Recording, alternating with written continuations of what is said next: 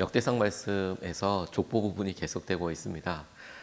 우리가 쭉 말씀을 읽을 때 사람들 이름이 쭉 등장하다 보니까 이 특유의 어떤 속도감, 시대가 축축축 이렇게 지나가는 듯한 느낌도 들고, 이러이러한 사람들로 인하여서 하나님께서 여기까지 일들을 이루셨구나, 이제 이런 일들이 시작되게 될 텐데, 이런 독특한 분위기 속에서도 하나님께서 어떤 사람들에게는 그에게 특별한 메시지들을 남기고 계십니다.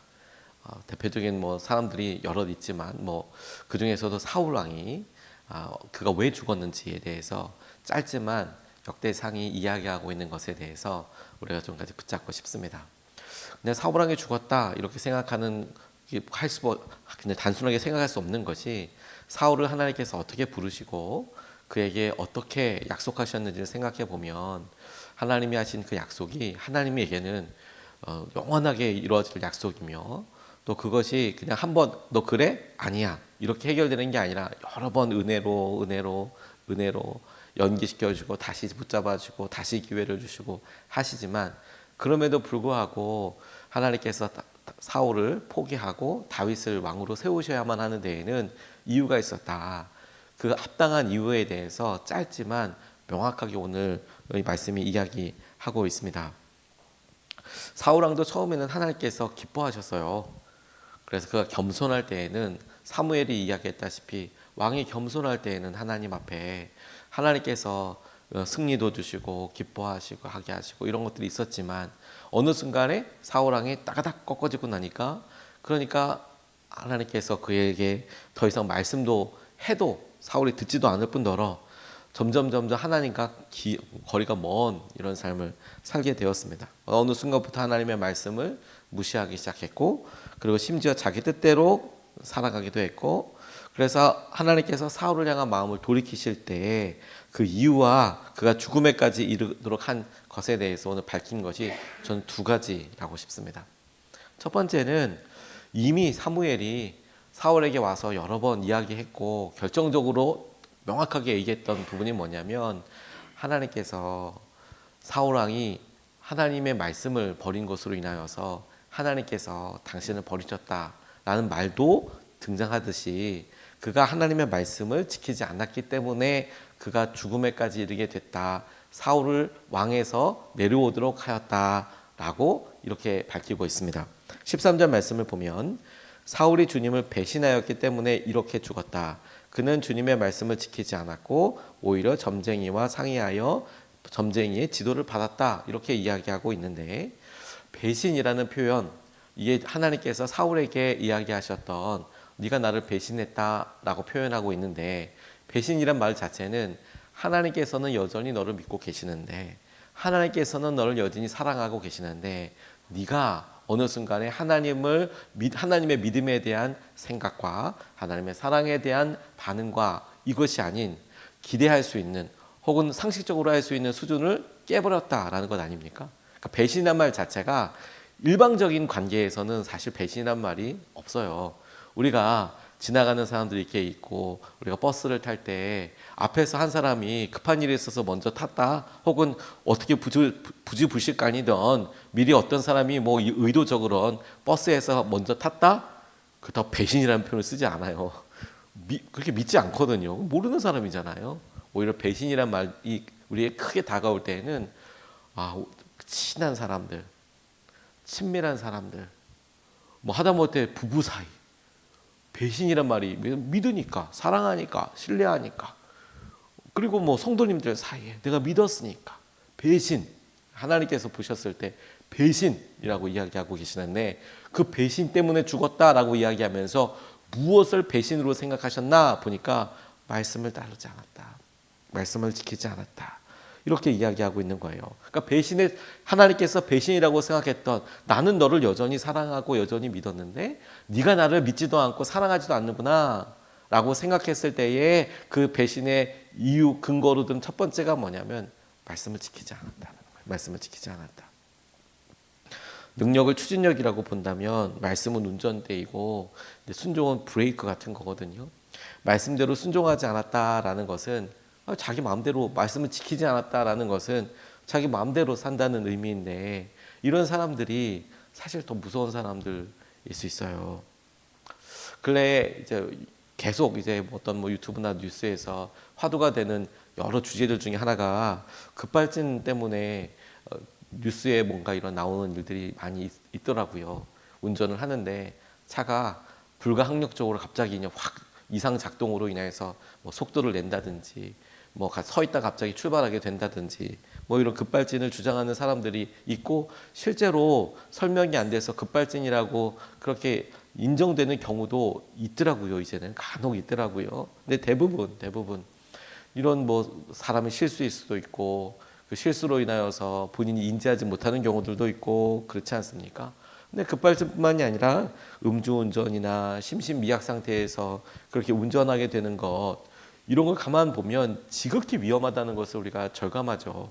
가만히 멀쩡히 있다가 120, 130km로 가서 뭐 벽이나 뭐 이렇게 이 통제가 되지 않는다. 이렇다면 이건 진짜 큰 문제이고 위험 요소로 받아들이는 것 아니겠습니까? 말씀을 지키지 않는다라는 것이 하나님 보시기에 딱 그와 같이 보인다는 거예요. 통제가 되지 않는구나 인생의 삶에서. 하나님께서 하실 것들을 보고 믿고 하나님께서 허락하여 주시고 의지하는 것으로 산다면 더욱 그렇겠구나. 사랑을 보실 때 그와 같이 하나님께서 이끌어 주시는구나. 하나님께서 사울을 그렇게 주목하시는 것은 그가 왕이 된 이유, 거기까지 은혜를 누리는 이유, 그래서 그런 은혜로 인해서 하나님께서 그를 붙잡고 쓰시는 이유가 그와 같기 때문에 그래요. 오늘 우리 삶에 하나님 말씀을 온전히 받아들이며 무엇보다도 하나님 말씀을 지키지 않아서 사울이 그랬다라는 것보다 하나님께서 당신과 우리와의 관계를 신뢰 관계, 사랑의 관계로 생각하시고 하나님 배신하지 말고 오히려 하나님을 더 사랑하고 하나님의 믿음에 반응하는 그런 삶을 살아야겠구나. 이렇게 첫 번째로 기도하고 붙잡고 싶어요. 두 번째로 붙잡고 싶은 것은 하나님께서 배신이다라고 이야기하는 말씀하실 때 두 번째 이유라고 생각되는 부분은 13절과 14절 말씀에 나와 있는데 13절 다시 한번 읽어보면 사울이 주님을 배신하였기 때문에 이렇게 죽었다. 그러니까 그의 죽음은 배신이라고 여겨진 여러 일들의 행동으로 결과로 그렇게 이어지게 되었다. 이렇게 표현할 수 있는데 그는 주님의 말씀을 지키지 않았고 그 다음에 오히려 점쟁이와 상의하여 점쟁이의 지도를 받았다. 그는 주님께 지도를 받으려고 하지 않았다. 그래서 주님께서 그를 죽이시고 그의 나라를 이새의 아들 다윗에게 맡기셨다라고 이렇게 이야기하고 있습니다. 짧게 두 절로 나와 있기 때문에 우리가 오해하지 않은 것은 하지 말아야 될 것은 말씀 안 지켰기 때문에 바로 죽었다 이게 아니에요. 여러 번 계속해서 말씀하셨잖아요. 그러니까 그가 죽음에 이르기까지 말씀에 순종 안 해? 너 내일 죽어 이게 아니고 사울이 왕위에 오랫동안 있었단 말입니다. 수십 년 동안 앉아 있었단 말이에요. 그 기간 동안 계속해서 말씀하셨죠. 그래서 결국에는 참고 심지어 다윗에게도 두 번이나 사울을 죽일 수 있는 기회가 있었지만 사울도 하나님의 뜻대로 해서 살려줬잖아요. 이제 그런 식이었어요. 그래서 그가 거기서 죽는 것이 거의 70살이었기 때문에 그러니까 뭐 죽었다라고 할 때 그게 막 엄청 뭐 빨리 죽었다 이런 느낌보다는 죽었다. 그런데 말씀을 지키지 않았다는 것이 그의 죽음의 한 지점으로 그를 그렇게 가듯이 마치 내리막길에 물이 이렇게 있으면 쭉 흘러가서 그래서 그 끝으로 이렇게 가는 것처럼 죽음이라는 것을 향하여서 그가 그렇게 흘러내려갔다. 그리고 그 모든 과정들이 배신이었다. 이렇게 이야기한다면 두 번째로 우상 숭배 때문이구나 라고 처음에 생각했다가 그 우상 숭배의 본질에 대해서 오늘 이 본문 말씀이 이렇게 동사 하나로 동사 하나의 차이로 이렇게 이야기하고 있더라고요. 그게 뭐냐면 점쟁이의 지도를 받았다. 우상 숭배죠 분명히. 근데 점쟁이의 지도를 받았다라는 표현과 주님께 지도를 받으려 하지 않았다. 받았다. 지도를 받으려 하지 않았다. 이 단순한 차이에서 그의 의도 같은 게 있어요. 그냥 받지 않았다. 이렇게 표현하기 받지 않으려고 했다라는 차이가 많이 있는 거죠. 무슨 말이냐면 법규를 지키지 않았다. 그 법을 어겼나 보구나. 근데 법규를 지키려 하지 않았다라는 표현은 그의 마음속에 뭔가 의도가 있구나. 뜻이 있구나. 이 차이가 있다는 거예요. 그러니까 그가 점쟁이와 상의를 해서 지도를 받았다. 그것도 나쁜 일이지 우상 숭배였으니까. 그런데 주님께는 지도를 받으려고 하지 않았다라는 표현은 그의 마음속에 있는 죄의 본성과 특징들을 보여주는 거라고 싶어요. 그가 의지적으로 그렇게 하지 않았다. 이게 우상 숭배의 본질입니다. 보이는 어떤 걸 만들어 놓고 그리고 그 본질과 여러 일들을 내가 이게 나를 성공하게 해줘, 이게 나를 지켜줘. 뭐 대표적으로 돈이죠, 돈. 돈, 권력, 이게 날 지켜줘라고 생각했던 그런 것들의 본질이 뭐냐면 하나님의 말씀을, 하나님을 따르려고 하지 않았다. 그걸 죄라고 이야기하는 거죠. 죄가 우리가 관역을 이렇게 보고 나서 그것에 잘못 겨냥이 된, 정확하게 목표를 겨냥한 게 아니라 잘못 겨냥된 이라는 표현이거든요. 하마르티아라는 단어가. 그러니까 죄는 하나님을 따르려고 하는 게 아니라 자기를 따르려고 하고 자기의 유익을 따르려고 하고 그리고 하나님의 말씀을 따르려고 하지 않는 이 의도, 이런 경향, 이게 죄의 본질이에요. 그리고 이게 우상 숭배의 본질이기도 해요. 우상을 따르려고 할 때, 우상의 말을 들으려 할 때 하나님의 말을 따르려고 하면 손해보는 게 많아. 가난해져. 힘들어. 그렇게 생각한다고요. 근데 그게 아니라 그걸 하나님께서 보시고 하나님과 영원히 뗄래야 뗄 수 없는 관계를 살고 있는 우리는 하나님께서 이끌어주고 인도하여 주시는 것을 따라서 나아가는 것이 가장 놀라운 축복이고 은혜이고 하나님께도 이렇게 인도해 주시는데 너무도 안타깝게도 우리가 하나님의 말씀을 듣고도 그 말씀을 들으려고 하지 않으려고 하는 것 때문에 엄한 일로 간다는 거죠. 그래서 그 자리에 점쟁이가 들어오기도 하고 우상이 들어오기도 하고 내가 원하는 나의 욕망이 들어오기도 하고 그 지도를 받으러 내가 그것을 따라서 그것을 끊임없이 바라며 이렇게 따라가는 거예요. 그 뜻과 경향이 있다라고 이야기할 때 내가 무엇을 바라고 내가 의지하는지를 보면 그럼 정말로 하나님께서 우리 가운데 하시는 것을 알고 누리게 하신다라고 싶어요. 여러분, 우리가 주님의 뜻과 의도를 따르다 보면 당연히 우리가 손해보는 것도 있겠죠. 그리고 당연히 우리가 가난해질 수도 있겠죠. 그런데 우리가 그것을 믿음으로 계속 의지하고 살아가는 것은 이 땅에서의 삶이 다가 아니기 때문에 그래요. 하나님께서 우리에게 약속하여 주신 것, 그리고 그것이 우리에게 큰 은혜가 되고 축복이 되고 주님께서 하시는 것들로 인하여서 우리가 은혜와 이끄심을 당연히 누리게 될 것이라는 것 때문에 그렇습니다. 그러니 여러분, 우리가 마음에 지도를 받지 않는 것과 그냥 받으려고 하지 않는 것과의 큰 차이를 생각해 본다면 이게 배신인 거죠. 배신인 거죠. 어쩌다가 우리가 가까운 사람들이 그래 그 말을 그대로 하지 못할 수 있어요. 그게 어떤 형편 때문이거나 혹은 그게 그 상황 때문에 그게 안 되는 거구나. 그럴 수 있겠죠. 그런데 문제는 그렇게 하지 않으려고 하는 거예요. 이걸 하나님께서 우리에게 보여주신다고 싶어요. 이게 마음에서부터 시작된 배신이죠. 배신이죠. 하나님 보시기. 하나님이 크게 보시고 사울을 끊임없이 사람들을 보내서 사무엘을 보내서 그것을 지적하시고 고쳐라 고쳐라게 하시던 것이 너 그런 마음의 틈을 거리를 가볍게 생각해서는 안 된다. 그거 한 방에 드러나고 있는 것이 지금은 아무 차이도 없어 보이지만 그렇게 한계를 내딛는 것이 결국에는 완전히 쩍 갈라져서 그래서 그 끝으로 가게 될수록 더더더 큰 간극을 보게 되고 그것 때문에 하나님으로부터 떨어지게 되는 일들이 비일비재인 거죠. 반드시 서로 간의 차이 때문에 힘든 시기를 서로 보게 될 텐데 하나님과는 더 큰 차이와 아픔을 경험하게 될 수도 있더라라는 겁니다. 내가 틀렸다라는 책에서 짐 베이커라는 분이 유명한 목사님이었다고 합니다. 우리 세대가 아니라 우리 앞 세대인 것 같아요. 요즘은 유튜브로 목사님들이 아주 많은 이렇게 좋은 설교들을 많이 이렇게 올려주셔서 서로 영향력도 받고 하지만 한 80년대, 70년대만 해도 미국에서는 TV에서 이렇게 방송을 많이 했다고 합니다. 그리고 그게 영향력이 대단했다고 그래요. 즉 유튜브보다. 당시엔 유튜브는 없었으니까요. TV에서 방송을 이렇게 하는데 우리나라도 TV에서 이렇게 방송을 하죠. 목사님들 설교 있을 때 그걸 하루 종일 틀어놓고 보시는 분들도 많이 계시더라고요. 이렇게 가게에서 보실 때나 혹은 집에서 있을 때도 그 TV 설교 TV 틀어놓고 이 목사님 설교 그다음에 이 목사님 설교 이렇게 들으시는 분들도 많이 계신데 마치 그런 것처럼 그때도 80년대 그때쯤에 미국에서는 TV에서 그렇게 뭐 선교사님이나 그런 영향력을 주시는 그런 목사님들이 설교를 많이 하셨는데 이 짐 베이커 목사님은 그 중에서도 거의 거의 베스트 오브 베스트 이 정도로 영향력을 주는 분이셨대요. 그런데 이분에게 아주 큰 미혹이 있었어요. 아주 큰 미혹이 있었습니다.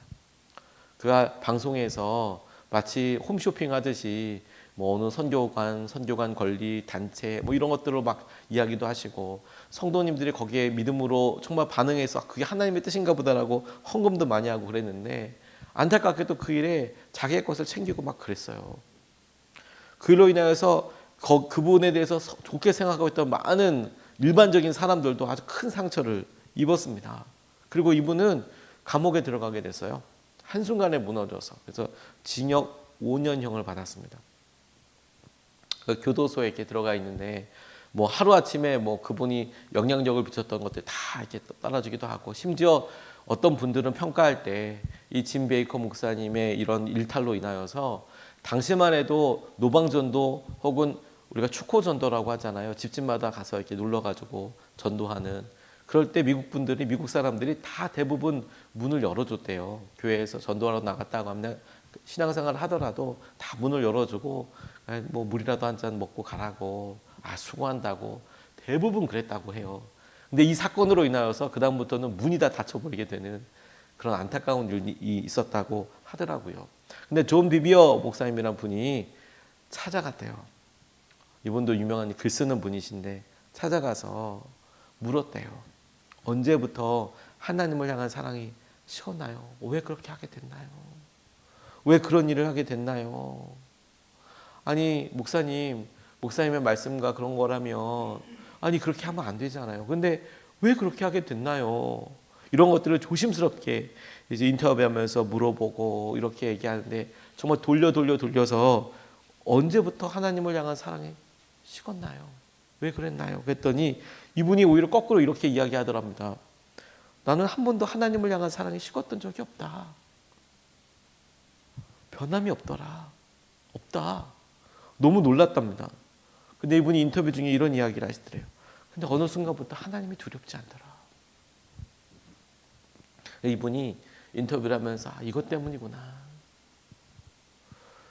배신이라는 표현을 이렇게 가만히 볼 때 사울은 하나님의 뜻이 궁금하지 않았던 적이 한 번도 없습니다. 나중에 엔돌이라는 장소에 신접한 여인, 무당이죠, 무당. 찾을 때도 왜 찾았냐면 하나님께 물었는데 하나님이 대답해 주지 않으셨어요. 그러니까 그가 우상을 찾아갔어요. 정작 사울이 계속 궁금했던 것은 뭐냐면 하나님의 뜻이 궁금하긴 했어요. 하나님께 예배드리는 거 아마 했을 거예요. 안 할 수가 없거든요. 다 그렇게 했을 거예요. 그런데 하나님께서 어느 순간에 사울이 하나님을 두려워하지 않아요. 그 마음의 간격을 단순하게 생각해요. 내 마음에 벌어진 것들을. 그러니까 가장 많이 신경 쓰고 가장 많이 해야 될 게 바로 이거라고 싶어요. 하나님께서 사울이 죽게 된 이유를 배신이라고 표현하시면서 배신이라고 보신 게 두 가지더라. 하나가 그가 말하는데 마치 물이 떨어지면 마지막 하수구로 가듯이 그냥 그 죄의 것 때문에 쭉 그냥 글로 가더라. 말해도 안 하고 그냥 가더라. 또 하나 그가 어느 순간에 하나님께서 말씀하시고 지도에 대해서 내가 일부러 이거 하면 내가 어려워져. 힘들어. 내가 망할 것 같아. 그래서 경향성이 생겨버리더라. 지도를 받으려고 하지 않더라. 자기가 스스로 선을 딱 거버리더라. 그게 또 흘러서 그렇게 되더라. 그리고 왜 하나님이 그것을 배신으로 보시더라. 배신으로. 하나님과 사랑하는 것은 기쁨입니까, 여러분? 기쁨입니다. 큰 기쁨입니다. 왜냐하면 우리에게 하나님께서 영원한 삶과 하나님께 소리 구원의 약속을 허락하여 주셨기 때문입니다.